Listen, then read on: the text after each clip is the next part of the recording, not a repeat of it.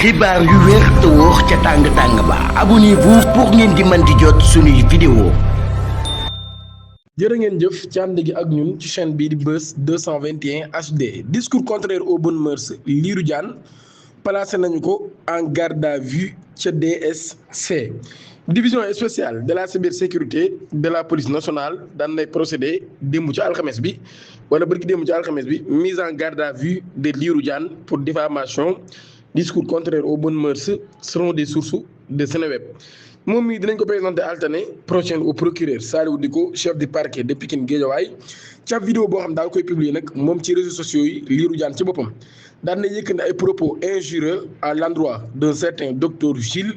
di ko accusé nag daal ni moom mi day jot xaalis auprès de certains acteurs de la lutte pour nag laver honneur am moom Gilles moomee ci boppam daan na porter plainte contre ki nga xam ni moo di Lirou Diane moomee ci circonstances yooyu nag ci lañ tegee loxo Lirou Diane ginnaaw bi nga xamee ni daañu jot yooyu lay xibaar moom Lirou Diane nag altane dina jàkkaarloo ak ki nga xam ni moo di le procureur Thierno Amadou Tidiane Lam moom mii de moytul giiru dundam lañ koy daal di tëj ndax li mu def frère am moom mii di Thierno Amadou Tidiane Lam giiru dundam lañ ko nar a tëj ginnaaw bi nga xamee ne nag daal daan nañ koy giñ ñi dafa faat propre frère am mi ngi doon taxaw le 23 juin 2026 ci kanamu chambre criminelle de Dakar mbir yi mi ngi xew ci ab brutalité bu extrême ci atum 2021 au Parcelles Assainies ci loolu yi ab xuloo bu doon am ca famille ba daan nay basculer ci ab irréparable plusieurs coups de couteau portés au thorax de son frère Mouhamadou Hafaza Lam daan nay tax kon mu daal di ñàkk bakkanam bu ñu sukkandikoo ci xibaar yi nga xam daan nañ ko jëlee ci Seneweb ci loolu day boobu lépp dossier judiciaire nag ab drame familial la boo xam ne lu raar la ñu koy gis ci violence bi nga xam ne am na ko loolu yi mu daal taxaw ci baar nag moom mi accusé bi nag daal di père de famille daan nañu xam nag daal nit la koo xam ni ginnaaw altercation boobee dafa poignardé ki nga xam ne moo di frère am ci mu nekk ab scène bu bouleversant bu ñu sukkandikoo ci version des faits nag daal mbir yi mi ngi commencé ci ab confrontation bu am ci ab chambre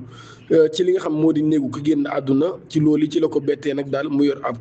paaka animé de mauvaises intentions face à cette menace alléguée. Thierno Amadou Tidiane Lam affirmé avoir réagi en brandissant à son tour une arme blanche portant à plusieurs coups à son frère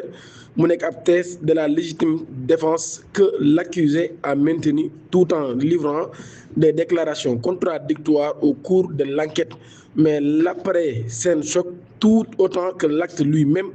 Une fois son frère grièvement touché, l'accusé ne lui aurait porté aucun secours, le laisse se vider de son sang au sol. Ce sont les cris des fils de l'accusé, témoins directs de la scène, qui ont alerté les voisins et déclenché l'intervention des secours. ci loolu nag daal ci baawu témoin bi c'est même fils Thierno Sada Lam moom mi nag daal nay tenté détenir la responsabilité de son père daal di affirmer nag daal n'a pas l'avoir fait asséner des coups de couteau. Toutefois confronté à ces déclarations initiales consignées lors de l'enquête daal na xam nag daal na ñëwaat ci ay propos pour le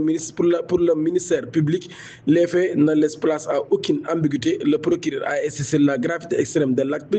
daal souligné nag non seulement la violence des coups portés mais aussi l'absence totale d'assistance à une victime laissée agonisante. Il a dénoncé un manque de repenti actif et requis la réclusion criminelle à perpétuité man daanee saa ko ñu tëj ko li nga xam ni moo di giiru dundam moom mi nga xam ni moo def lu ni mel di ñaan ngeen abonné activer cloche notification bi te aimé vidéo bi jërë ngeen jëf.